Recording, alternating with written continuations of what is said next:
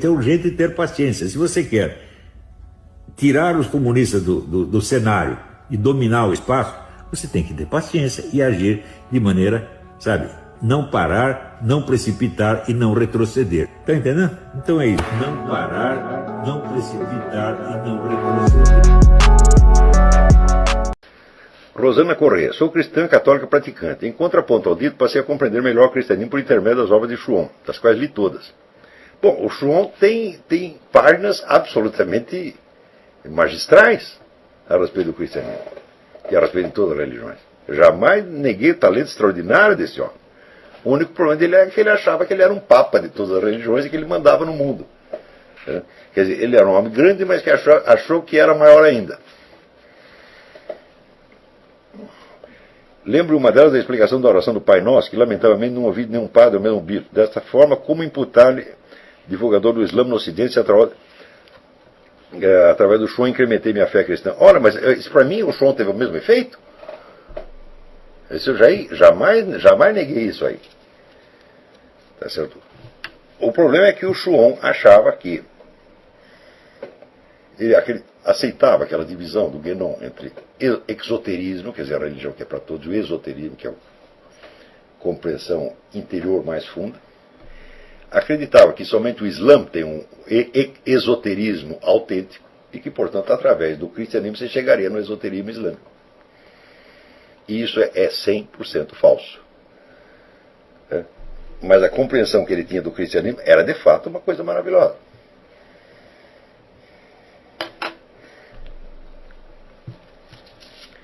Então, a gente precisa ver, o Chuon não era um filósofo, ele pretendia ser um mestre espiritual, quer dizer, alguém que ia guiar as pessoas no seu caminho espiritual, tá certo? E eu vi o Chuon, ele dá tantos sinais de falta de discernimento psicológico elementar para lidar com as situações da vida, tá certo? Que eu vi, olha, ele era, sem dúvida, um grande filósofo, mas ele não era um mestre espiritual. De jeito nenhum. Em hipótese alguma. Então, enquanto filósofo, eu digo, bom, podemos aproveitar muita coisa do Chuon. Quer dizer, ele tem um certo tipo de talento, mas ele ficou com mania de grandeza. Como diria o Nelson Rodrigues, o fracasso subiu-lhe a cabeça. Tá,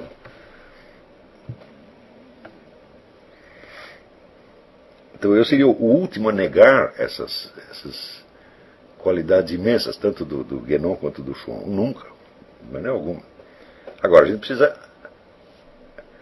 aprender que as pessoas não são nem Deus e nem o diabo, elas são seres humanos, né? E, portanto, você não pode, vamos dizer,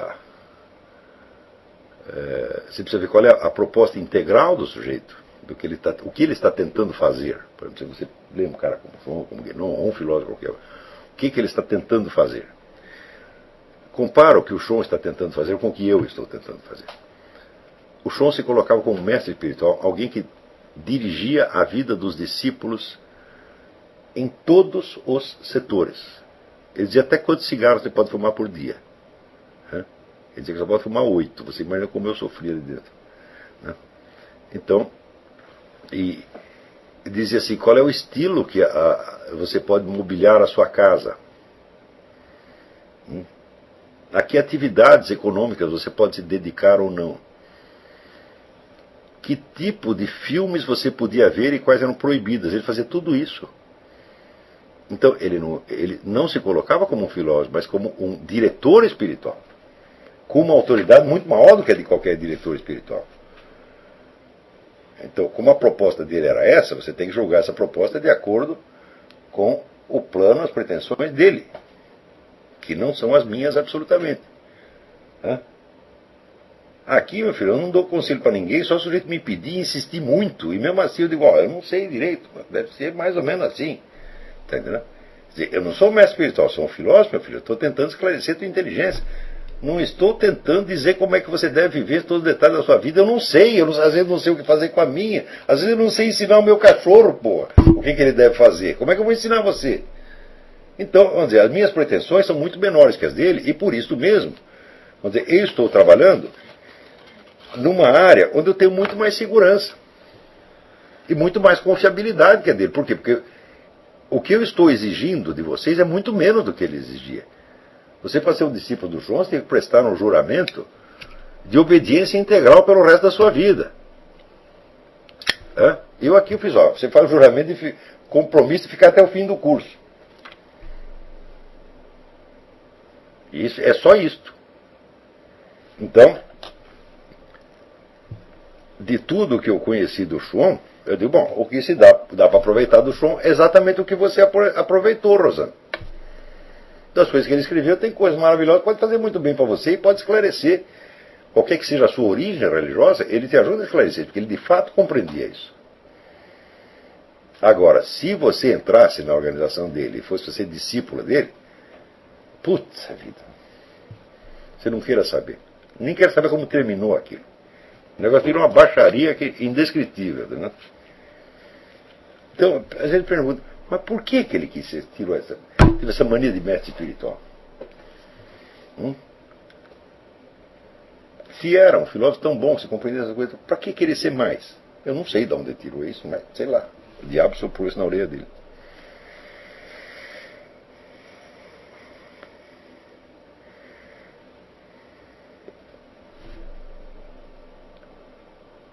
Rutênio pergunta aqui: em sua aula no última aula do curso de filosofia, você tornou a falar de Guénon e Schwann como propagadores do Islã no Ocidente. Olha aqui, pera um pouquinho. Esses dois camaradas eram membros de uma tarika. A tarika é uma organização esotérica islâmica. A tarika tem uma função no Ocidente. E eles vieram aqui para fazer isto. Se eles não dissessem uma palavra sobre o Islã, não faria a menor diferença. Você não vai poder entender isso que eu estou dizendo a partir, vamos dizer, da obra escrita dos caras. Não dá para entender isso. Você precisa entender o que é uma tarika, como é que funciona, e eles não vão contar isso para você.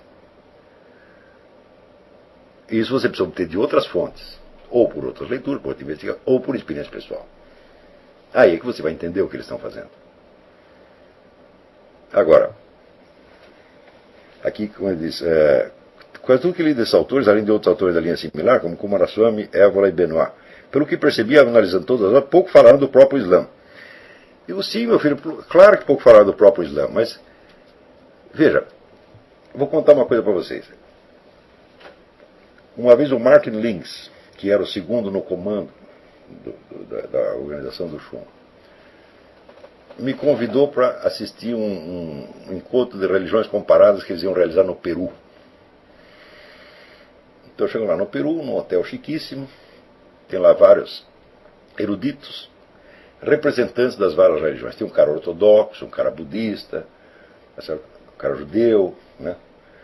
Um muçulmano, um católico, um protestante, etc, etc, etc. Então cada um foi lá e analisou os problemas desde os pontos de vista da sua própria religião. Muito bem. Daí depois me convidou, falou, olha, hoje nós vamos ter um encontro, vamos um majlis. Majlis é uma sessão de rituais da tarika. E se você quiser ver, porque ele estava me atraindo para a tarika na época. Se você quiser participar, assistir, você vai lá. Né? Então eu fui lá para assistir. Só que quando eu cheguei lá, todos aqueles caras eram membros da tarika. Então tinha um sheik muçulmano dirigindo cada um. E, naturalmente, sutilmente dirigindo a vida espiritual de cada um daqueles budistas, cristãos, etc, etc, para fazer do Islã o fecho, a chave de abóbada. Você tem todas as religiões, na própria perspectiva islâmica, você vê, houve 14 mil profetas, segundo o Corão. Todos eles fazem parte da história progressiva da revelação que culmina no Islã. Então o Islã não desmente as revelações anteriores, mas ele as completa e é o fecho de abóbada. O que estava fazendo o Schwann e o Guénon? Exatamente isso. Eles dão o fecho de abóbada. O fecho de abóbada não desmente nem destrói as pedras da construção. Apenas coloca uma cúpula em cima deles. Então, tem muitos daqueles caras que nunca falaram uma palavra de Islã. Tem caras que são padres católicos. Outro que é rabino. Só que você pega a religião inteira deles, é um elemento dentro da macroestrutura do esoterismo islâmico, que exerce autoridade sobre todos eles. Você pode ler a obra do Shon inteirinha, você nunca vai perceber isso.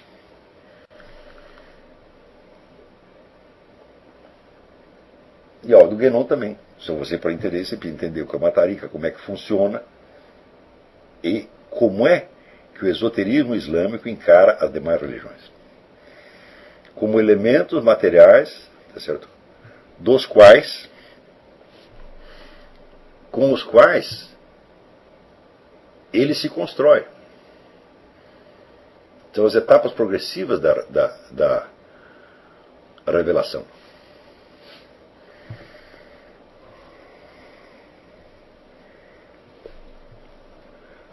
Daí, a rigor de Guénon, só me tornei um hindu porque não sou filho de um e nem nasci lá. De fato, o Guénon usa a maior parte do que ele explica a linguagem da metafísica hindu. Mas ele mesmo diz que você não pode se converter ao hinduísmo. O hinduísmo ou você nasce ou não. Então, certamente não é para lá que ele está querendo te levar.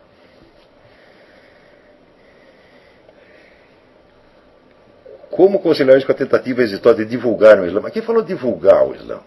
Eles estão tentando impor o Islã como suprema autoridade religiosa. Mas se você acha que caras que são mestres espirituais vão lá se dedicar a divulgar alguma coisa, como divulgar? Divulgar é coisa mais serviço para o office boy. Eles estão assumindo o comando do processo.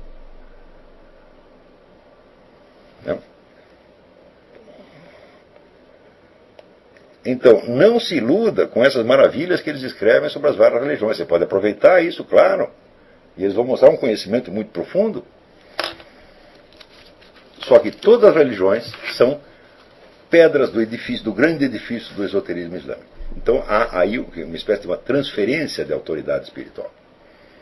Transferência do eixo espiritual. Está compreendendo? Quer dizer, se você é um católico, então, vamos dizer, o eixo é Jesus Cristo. Jesus Cristo, a igreja, o Papa, o clero, etc, etc. Tá aí, né? Agora, você entra na organização do Shon, você entra ali se coloca sob o guiamento espiritual dele, né? Não, então tem um eixo superior que abrange tudo isso. Não deforma nenhum dos elementos, eles permanecem intactos e até conhecidos de uma maneira eminentemente translúcida. Tanto que o Shon, às vezes, era capaz de explicar pontos de doutrina cristã melhor do que qualquer teólogo cristão, ou judaico, tá entendendo? Melhor do que qualquer rabino.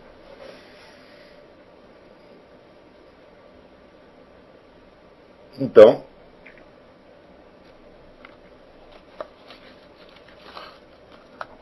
você tem autores lá, por exemplo, tem um autor chamado Léo Shaya, é um judeu. Escreveu livros incríveis sobre o judaísmo, absolutamente incríveis. O que era Léo Shaya? Era um discípulo do Shon. Então todo aquele judaísmo dele está tudo inserido dentro da estrutura do esoterismo islâmico, que é a chave de abóbada. Na hora que você fez isso, você engoliu uma civilização inteira, porra. Eles não estavam divulgando o Islã, eles estavam tomando o Ocidente por cima, pela sua mais alta elite intelectual. Não tem nada a ver com divulgação. E é por isso mesmo que eles não precisam falar uma palavra de Islã.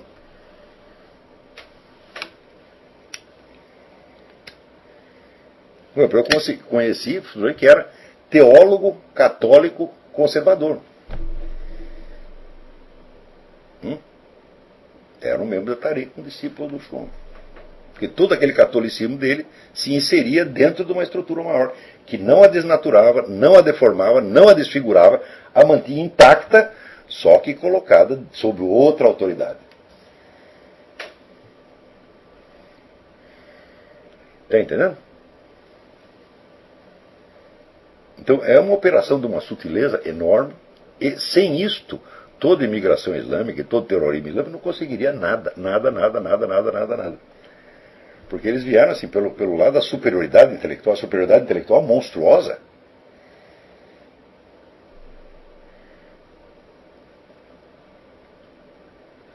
Entendeu? Então, bom, depois que eu estudei tudo isso, eu falei, não, eu não quero.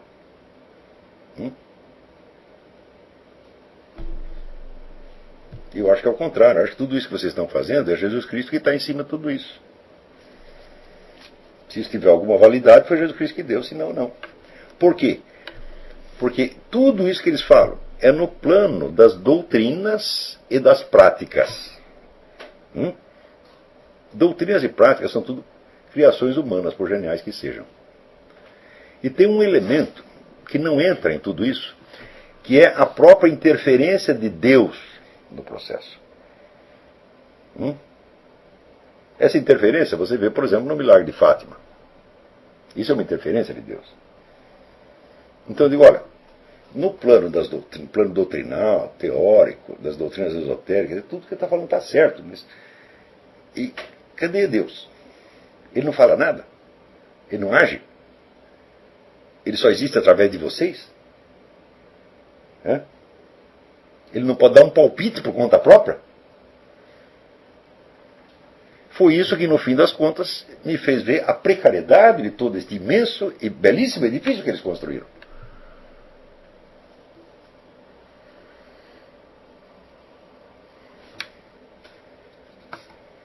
Você vê, eu tomei conhecimento, por exemplo, do Padre Pio através de um sujeito que era da Tarica, que era o Marco Palles. Se bem que o Marco Palles se afastou da Tarica e brigou com os caras, não tinha nada mais a ver com isso. Mas a primeira coisa que eu li do Padre Pio foi no livro acho que foi no livro... esqueci. Pixelnamas, um dos livros do Marco Palles. Daí eu fui me interessar para ver quem é o Padre Pio, etc, etc. Então, no caso do Padre Pio, ali não se trata de doutrinas, de práticas espirituais, mas de uma interferência direta e brutal de Deus na ordem física. Quando aparece aquela menina que não tinha pupilas, o sujeito faz a menina enxergar sem pupilas. Eu digo, mas o que é o Chuon perto disso? É nada. É apenas um filósofo que nem eu, porra, tá entendendo? Então, ela tem minhas ideias, o Chuon tem as dele, mas peraí, mas tem um cidadão aí chamado Deus, tá entendendo? Ele vem, interfere e faz umas coisas que ele não pode fazer. Então foi a partir daí que eu tive que ver essa evidência máxima. Quer dizer, o pessoal fica procurando muito religião, doutrinas religiosas, doutrinas esotéricas, etc, etc. Fala, tudo isso é muito bonito, mas... E Deus? Uma vez o Bruno Tolentino falou para mim, mas se você está no meio do deserto, fura o pneu do seu carro, você não vai pedir para Deus encher o pneu do carro? Eu falei, como não? Que raio de Deus é esse que nem enche o meu pneu? Se Deus não sabe encher pneu, eu não quero mais conversa com ele, pô. Agora, todo esse pessoal das taricas, do esoterismo, etc, etc, eu não vi jamais um deles pedir uma interferência efetiva de Deus em nenhuma situação. E muito menos obtê-la.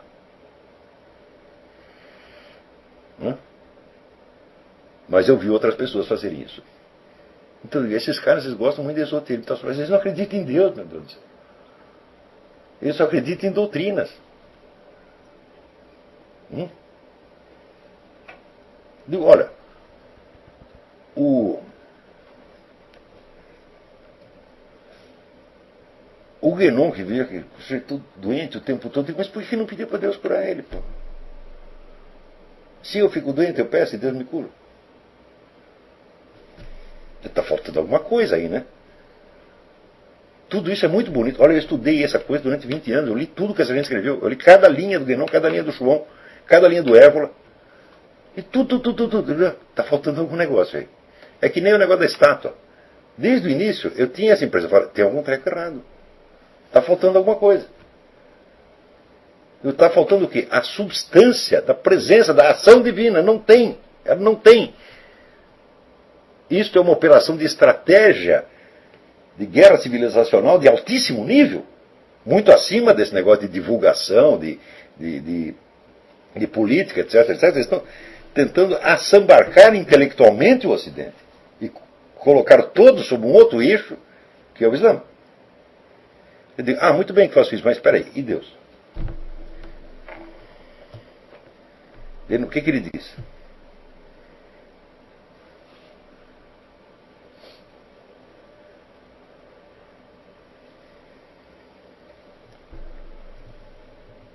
Então eu vi que estava faltando algum negócio. E daí, de repente, ele começa a ler o negócio do Padre Pio. O Padre Pio não estava fazendo nada disso. Você chegava lá para confessar no Padre Pio, nem precisava abrir a boca. Ah, os seus pecados são esses, mas esse, mas esse, mas esse, mas esse, mas esse. Pô, queria eu encontrar o Padre Pio, porque eu tento lembrar meus pecados, eu não consigo. Né? E não precisa, porque ele sabe tudo. Né? Meus pecados são tantos que não dá para lembrar, então precisa o Padre Pio mesmo. Né? Então você tem que, né, pedir perdão pelos pecados que eu sei e os que eu não sei. Você está entendendo? Agora, eu queria ver o João fazer isso. O Guénon. Eles não tinham verdadeiro poder espiritual. Eles não eram emissários de Deus. Eram pessoas de altíssimo nível intelectual. E até com alguma visão espiritual, não posso negar. Mas eles não eram emissários de Deus. Eles não tinham, vamos dizer, autoridade, vamos dizer, do Espírito Santo. Não tinham. Tinha outra coisa, claro, não digo nunca o Espírito Santo os tenha inspirado, não posso dizer isso aí. Não sei, na verdade. Às vezes parece que sim. Né? Mas o poder do Espírito Santo não estava lá. E por isso que tem, vamos dizer, tantos episódios ruins e feios, tá entendendo? Na vida dessas organizações. Coisa muito feia mesmo. Essa tarica do João, quando alguém criava algum problema para eles, o que eles faziam? Faziam um assédio judicial em cima do cara. Inventavam um montão de processos para atrapalhar a vida do coitado. Tem gente que saiu de lá, teve um sujeito que saiu de lá tão revoltado. Bom, mas vou entrar no campo das fofocas, vai. Saiu tão revoltado que ele virou esquerdista. Né? Então isso foi uma mistura de gênio e idiota. Ele sai aí fazendo campanha anti-João, anti-tudo. Né? E foi pedir meu apoio. O cara falou, não, eu não estou aí com o João, tenho lá meus objetivos, mas eu não vou sair inventando história contra ele. Pô, pra quê? Né? Deixa ele lá fazer o serviço dele. Ele faz o serviço dele e faço o meu. Aí. Que Deus o proteja, que Deus o perdoe se ele fez algum erro. Né? Eu não posso negar uma dívida intelectual com o cara. Alguma. Não tão grande quanto a gente tem como Aristóteles, mas alguma tem. Então não posso cuspir no prato que comi, pô. Mas não quer dizer que eu tenha que atribuir ao sujeito uma autoridade que obviamente ele não tem.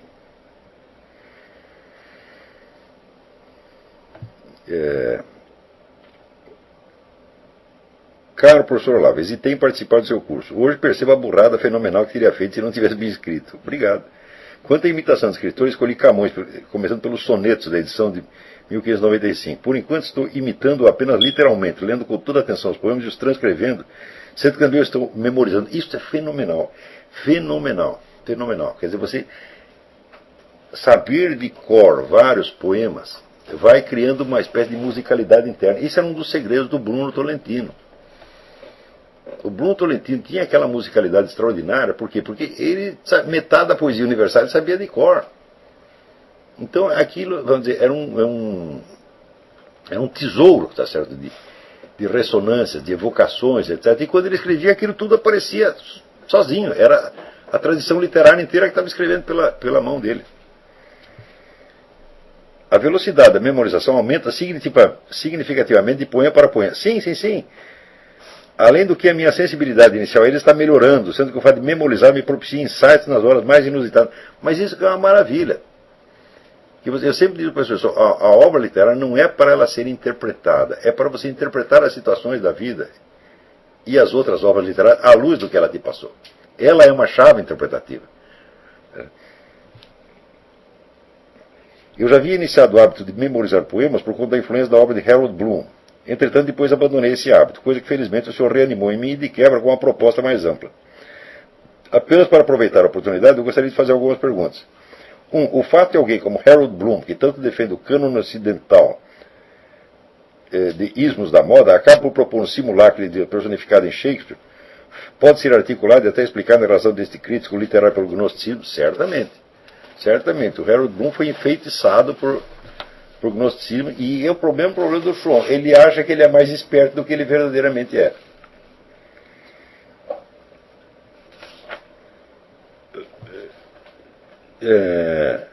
salvo engano, parece que ele mesmo se diz gnóstico. Veja esta declaração em que ele cita Emerson. Considera as tradições religiosas como produto de uma época e a criação do universo como uma grande separação, o Criador distanciando-se irremediavelmente de suas criaturas. Mas isso é gnosticismo do brabo. 2. Algumas aulas o senhor comentou que o estudo das religiões comparadas, de certo modo, é uma perda de tempo. Uma das coisas que ela te ensina é que as religiões não podem ser comparadas. Concordo inteiramente com o professor nos termos em que essa afirmação foi colocada. No entanto, não vejo como, ao menos no meu caso e no de muitos ainda estão buscando um contato maior com a realidade, não perderam um bom tempo nesses estudos. Você tem toda a razão, quer dizer, esses estudos não levam a nada, mas não tem muito como você escapar deles. Você tem toda a razão. O único problema é o seguinte: não se esqueça que existe um Deus. E que esse Deus fala, esse Deus age, tá certo? E ele não tem nada a ver com as religiões comparadas.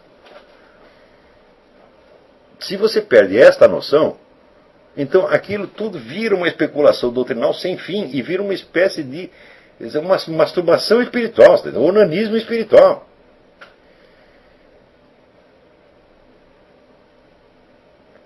Então, assim, na hora H, Deus enche o seu pneu ou não? Este é o teste. O resto é conversa mole. Porque, veja, quando você vê um único milagre, você entende que você nunca vai entender aquilo. Nunca, nunca, nunca, nunca, nunca na sua vida.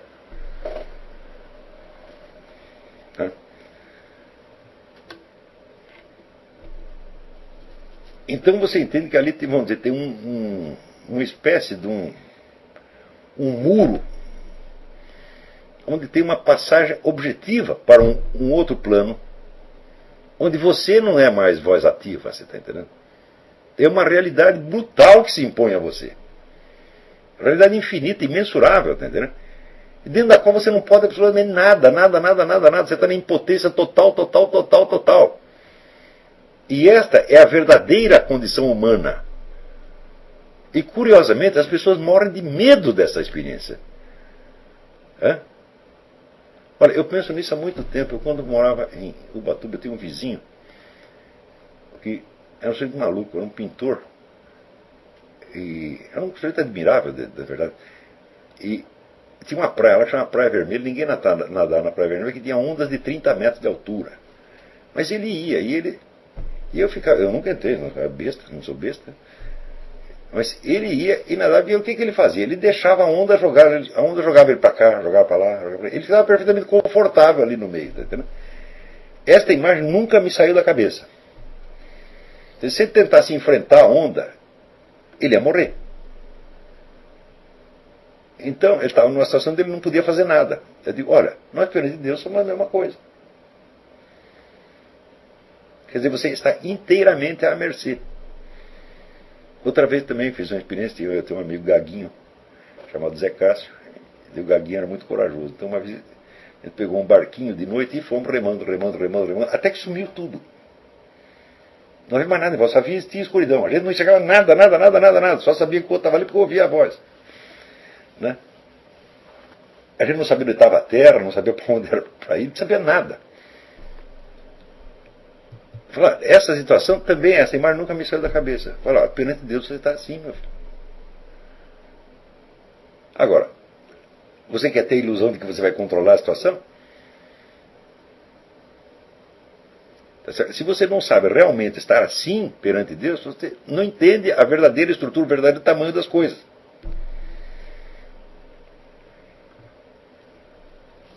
Então, alguém que faz uma menina enxergar sem pupilas, faz um treco que você não pode entender, que você não pode dominar. Né? E você leu aquele negócio que eu escrevi sobre os milagres? Está lá no site The Vogelin View. Alguém resumiu o negócio em inglês, está lá.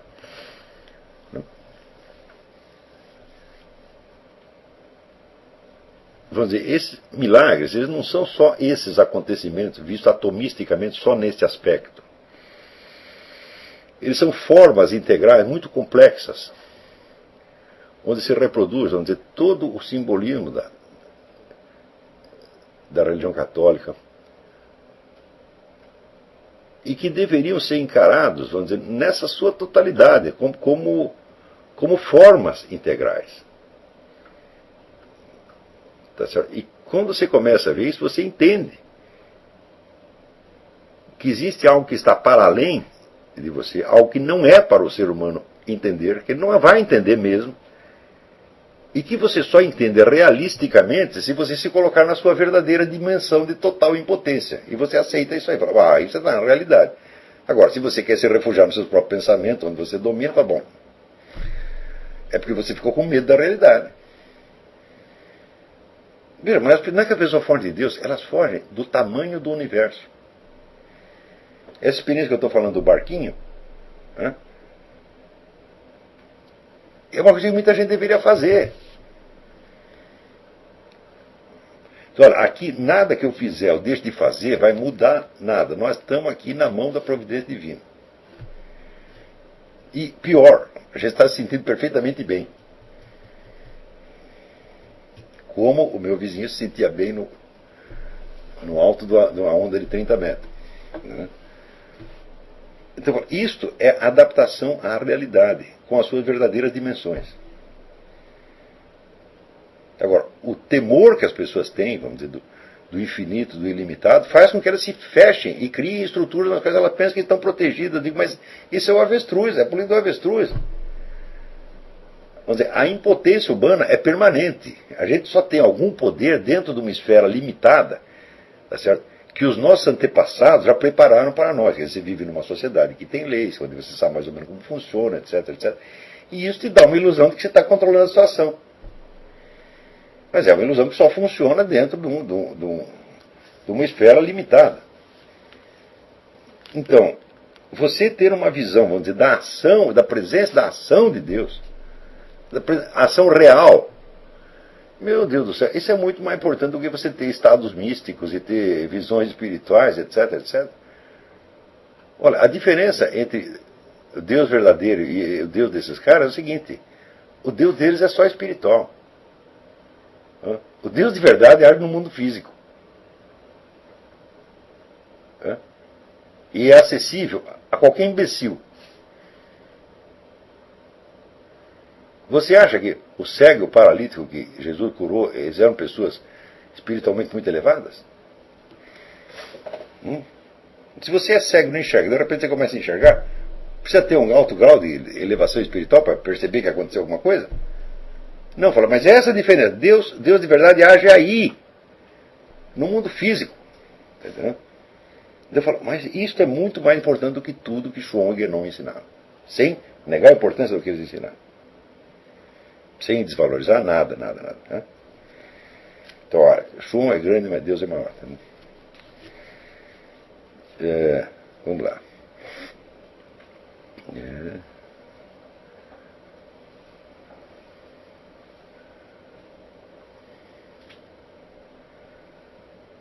Ele fala aqui do Francis Collins, C.S. Lewis, faz das aulas que teve com o Gugu. Mas tudo isso é bom, ué. Né? Como o senhor articula a situação supradotrinal com posições como a de Orlando Fedeli, que mesmo em declarações sobre o núcleo comum transcendente das tradições, como fiz acima, julgar-me o herege e gnóstico? Eu digo, olha, um momento. O que quer que seja dito de verdadeiro, foi dito por Deus. Qualquer pessoa que diga que 2 mais 2 é 4, diz isso com autoridade divina. Não há outra fonte. Agora, se o sujeito é budista, é sufi, etc, etc, e diz que 2 mais 2 é 4, e você vai rejeitar porque não é católico, então você é uma besta quadrada. Se você tem amor à verdade, não interessa de onde veio a verdade, você tem que aceitá-la. Agora, qual é o feixe da abóbora? O feixe da abóbora é Jesus Cristo. Isso tem que entender. Esse é o verbo divino, não há outro. Isso é uma coisa muito simples. Isso pode ser verificado experimentalmente. Eu não estou aqui pregando religião, não. Entendeu? Eu não faço questão de tirar ninguém de religião nenhuma. Entendeu? A minha perspectiva não é religiosa. Muita pessoa, através dos meus cursos, se converteu ao cristianismo, mas se converteu porque quis.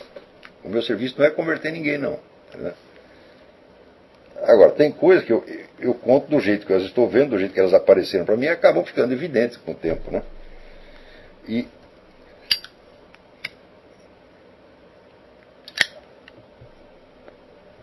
Mas a gente deve seguir o mandamento do que Gregório o Papa Gregório VIII deu com relação aos judeus. Deixar eles viverem de acordo com as suas tradições ancestrais. Você vai e você prega o evangelho para eles, mas não interfere na vida deles. Deixa os caras fazer do jeito que eles querem. Né? Então,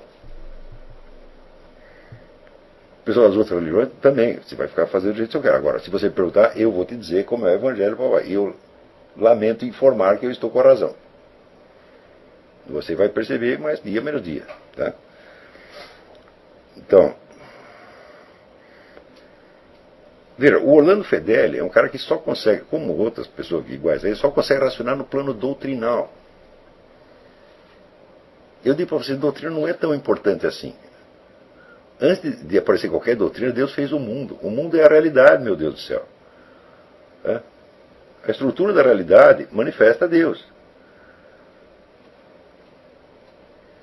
Agora, você precisa se abrir para ela da maneira correta. Ou seja, você precisa aceitar, ter esse princípio da aceitação da realidade. Se você não tem isso, nunca vai entender essas coisas. Agora, as pessoas querem o quê? Uma doutrina, uma ideia, uma teoria que feche o negócio. Não precisa. Isso é perda de tempo. Realmente não precisa. Você não precisa saber a solução de todos os problemas. Você não precisa saber a verdade inteira. Né? Você só precisa saber aquilo que é pertinente à sua situação e que se colocou existencialmente para você. O que adiantaria uma criatura finita ter um conhecimento infinito? Onde é que você ia colocá-lo?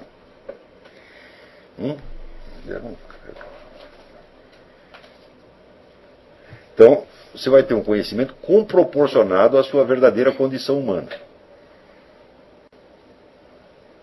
Tá certo? Esse conhecimento, ele será infinito na sua validade, mas não na sua extensão.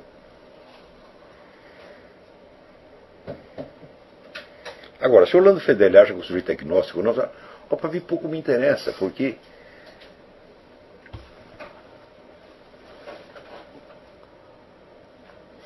eu pretendo usar essas palavras como descrições de fenômenos objetivos. E o Orlando Fedeli pretende as usar como partes de um processo judicial no qual eu serei condenado aos infernos ou elevado ao céu por obra do Orlando Fedeli. O que é que eu posso fazer? Hã?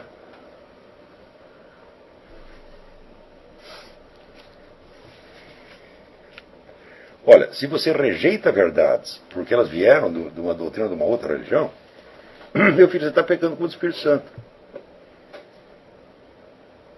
Você não pode rejeitar a verdade nenhuma.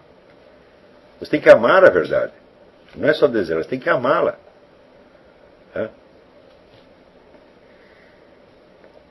E não tenha dúvida, se a coisa é verdade, então o verbo divino está lá, Jesus Cristo está lá, o Logos divino, não se preocupe.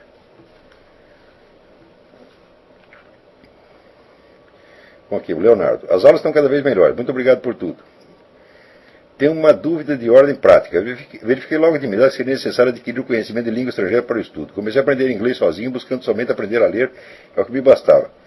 Mas ele também a necessidade de aprender o francês. Minha dúvida é qual dessas duas línguas eu devo dar preferência. Olha, o francês é o mais fácil, tá certo? É bem parecido, a estrutura dele é bem parecida com o português, e houve uma influência muito grande francesa na cultura portuguesa e brasileira. Através do francês você tem acesso a praticamente toda a bibliografia universal mais importante. Agora, na esfera dos estudos acadêmicos mais recentes, aí tem que ser o inglês mesmo. Porque aí ainda não deu tempo de traduzir essas coisas para o francês. Né? Então, para a formação geral, o francês. Mas para a atualização com estudos acadêmicos, o inglês. Então, o francês primeiro, o inglês logo depois, mas tem que caprichar nos dois. Ora, a bibliografia acadêmica em inglês é um dos grandes feitos da humanidade. É um negócio absolutamente impressionante o que eles fizeram. Você tem informação sobre tudo o que você quiser. Olha, eu estou fazendo essa pesquisa da mente revolucionária faz anos.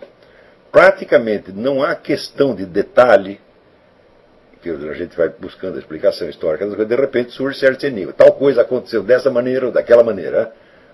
Praticamente não há uma questão dessa que você não encontre estudos acadêmicos em inglês que respondem à questão. É uma verdadeira maravilha.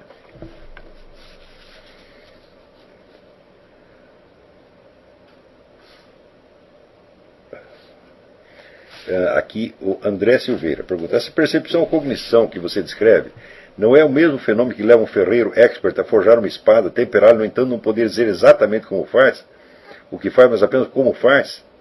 E isso apenas por mostramento, ou seja, fazer um aprender a repetir, é exatamente a mesma coisa.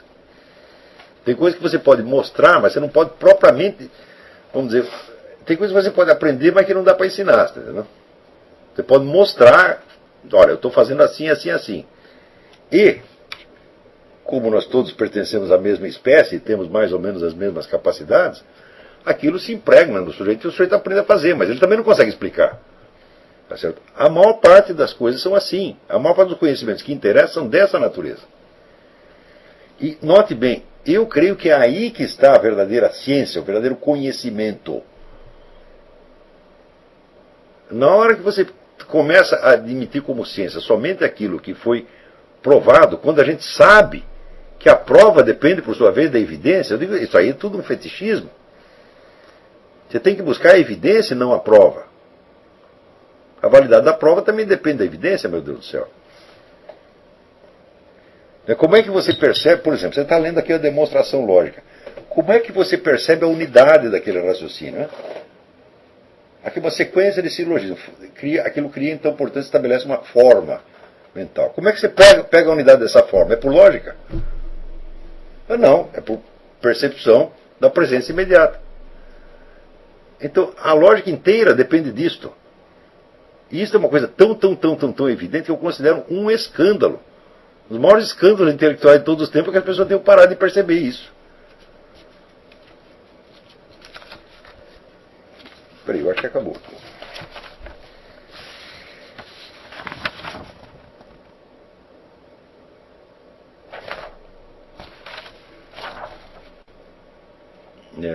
Acho que acabou as perguntas.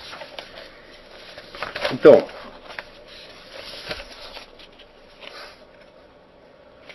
vocês associem essa coisa toda que eu falei hoje àqueles exercícios do Narciso Irala.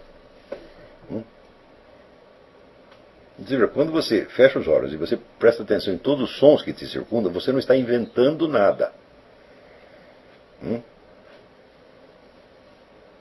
Claro, alguma coisa pode lhe escapar.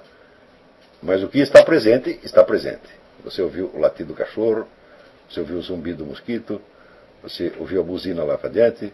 Tudo isso está presente. Não é isso? Muito bem. Essa coisa de estar presente, de estar consciente da presença e da situação, forma em torno de você como uma série de círculos concêntricos, do mais próximo para o mais distante, tanto espacialmente quanto temporalmente. Por exemplo, quando você deixa que memórias da sua vida venham à tona. Você sabe que aquilo é real. Que aquilo efetivamente se passou. Claro que às vezes você pode errar. A nossa memória não é tão perfeita quanto a nossa percepção espacial. Tá certo? Mas tudo isso é tão diferente, tão diferente de você construir mentalmente uma forma, que você sabe que num caso você está lidando com realidade, no outro lado você está lidando com relações lógicas possíveis.